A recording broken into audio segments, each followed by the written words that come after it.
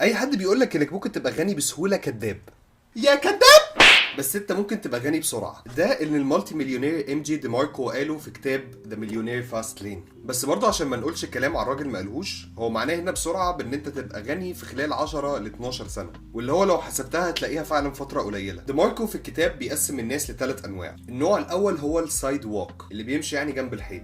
الناس دي بالنسبه لدي ماركو هي الناس اللي بتمشي الشهر بشهر، اليوم باليوم والجنيه بالجنيه، واللي مش بيحاولوا يعملوا اي استثمارات ودايما عليهم ديون.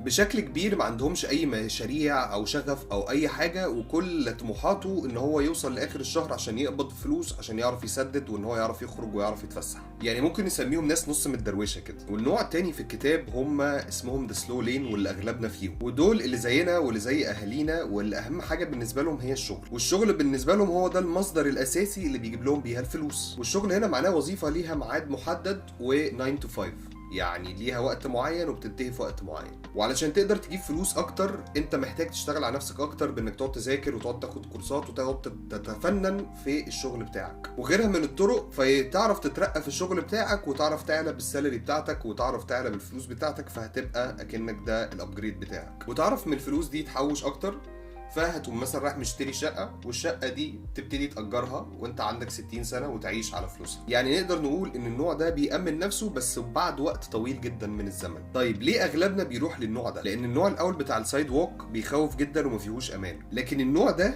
امان من ناحيتين. امان انك لما تكبر هيبقى عندك حاجه تسند عليها ومش تبقى تتبهدل في اخر الزمن، وامان في الوظيفه والشكل اللي انت اتعودت عليه وموجود قدامك من اهلك. نيجي بقى للنوع الثالث وهو اسمه ذا فاست لين، الطريق السريع. وده النوع اللي بيعرف يستثمر ويحقق نجاح سريع. وزي ما قلنا السرعه هنا مش يومين او ثلاثه، هو بيتكلم عن 10 سنين. بعدها دي ماركو سابه بقى من النوع الاول والثاني وركز بقى في النوع الثالث، وابتدى يدي شويه نصايح علشان لو انت عايز فعلا تبقى من النوع الثالث ده. والنصيحه الاولى هي work the process.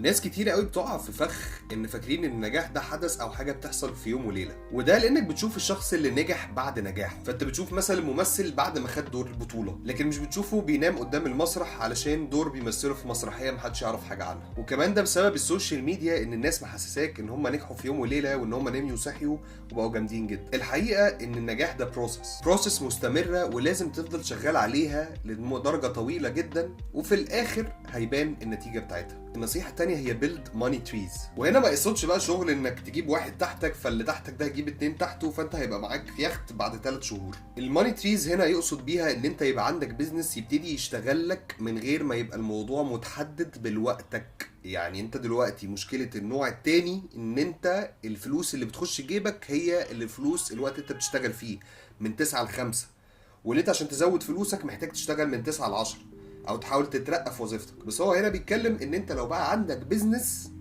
انت البيزنس ده هيبقى شغال 24 ساعه من غير ما انت تبقى فيه، فهو الموضوع ما بقاش ليه علاقه بوقتك انت. زي مثلا شركات التوزيع او امازون مثلا، اللي بيوصل ما بين اللي عايز يشتري واللي عايز يبيع ويظبط لهم الدنيا كلها. او زي مثلا الكتاب اللي بيتكتب مره واحده بس وبعدين بيقعد يتباع يتباع يتباع ويفضل شغال وهو خلاص خلص الشغل بتاعه. كل اللي عليه يعمله هو التسويق وان هو يركز في حاجه زي كده. وطبعا عارف ان الموضوع دلوقتي ايه، هبتدي بيزنس ايه، طب اعمل ايه الكلام ده. لو انت انترستد في حاجه زي كده، حاسس ان الموضوع ده عايز ان اتكلم فيه اكتر، سيب في كومنتس تحت وممكن اعمل فيديو على حاجه زي كده.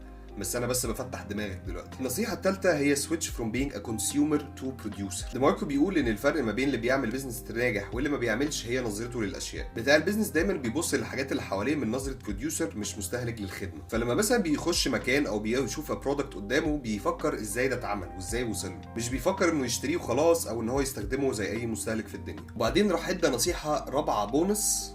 انا عارف ان اقول 3 بس دي نصيحه رابعه بونس اداها زياده، وهي شو كوميتمنت نوت اونلي انترست. يعني بمنتهى البساطه ما تقعدش تنط من حاجه لحاجه لمجرد ان حاجه جديده عجبتك. فانت لازم تركز وتلتزم في اللي انت دخلت علشان تعمله، علشان تقدر تحس بنتيجه. ما تبقاش بتاخد معلقه من كل طبق، ركز في طبق واحد لحد ما تجيب اخره، حتى لو حسيت ان مالكش مزاج. بعد ما تخلص نصايح كده، في شويه نصايح تانية حاططها لنوع البيزنس اللي انت عايز تختاره او اللي انت هتعمله ان شاء الله في يوم من ايام حياتك. اول واهم حاجه هي اللي انت لازم تدور على حاجه الناس عايزاها فعلا. شوف النيد بتاعهم فين وايه المنتج او الخدمه اللي هم محتاجينها عشان يحل بيها فعلا المشكله. او زي ما بيتقال don't solve a problem that does not exist. الهدف الاساسي من اي بيزنس هو ان هو بيحل مشكله، ومشكله عويصه للناس. فما تجيش تعمل حاجه ما بتحلش حاجه اصلا وتقتنع وتضحك على نفسك وتقول ان هي بتحل حاجه. وانت بتدور على النيد اللي هتشتغل عليها، لازم تدور على نوع البيزنس او موديل صعب ان هو يتقلد او يتعمل بسهوله. لان كل ما بيزنس بقى سهل بيبقى فيه منه عدد كبير، فده معناه ان المنافسه هتعلى جامد جدا، وده هيقلل الربح. يعني مثلا ما تروحش تعمل محل فول وطعميه زي كل المحلات، ممكن تنجح مش مستحيل، بس المنافسه هتبقى شرسه وصعبه جدا لان في 100 مليون واحد زيك. كمان حاجه مهمه جدا انك تعرف تكنترول البيزنس بتاعك، مش هو اللي يسيطر عليك، تبقى قادر تحدد سعرك وتمشيه صح. بعد كده فكر في حاجه تعرف تكبر بيها، حاجه تبقى سكيلبل، يبقى تعرف ان انت تتوسع بيها بسهوله. كمان المهم جدا وانت بتفكر في البيزنس ان البيزنس تفكر في نوع بيزنس ما يبقاش معتمد على ان انت تبقى دايما موجود بتشغله. يعني مثلا لو خدنا من كتاب كاش فلو كوادرنت بتاع روبرت كيوزاكي، هتلاقيه دايما بيقول لك ان مثلا الدكتور والمهندس والناس دي مشكلتهم ان الخدمه اللي بيقدموها حتى هم اصحاب البيزنس بتاعهم ان هو معتمد على هو دايما يبقى موجود. الدكتور لازم يبقى موجود عشان يكشف على المريض، لو مش موجود مفيش فلوس هتخش جيبه. فدي مشكله البيزنسز، حتى لو هو راجل مستقل ومفيش حد بيقول له بيعمل ايه، وده نوع بيزنس فعلا، بس ده نوع بيزنس متحكم، هو اللي متحكم فيه، مش هو مش صاحب البيزنس هو اللي متحكم فيه، البيزنس هو اللي متحكم في الراجل ده. فانت لازم تفكر ان ازاي تخلي البيزنس بتاعك يجيب ارباح، وده دايما غالبا بنسبه 99% انت محتاج الانترنت فيه، لان الانترنت في الاول وفي الاخر هو شغال 24 ساعه ومش بيتعب ومش بيزهق.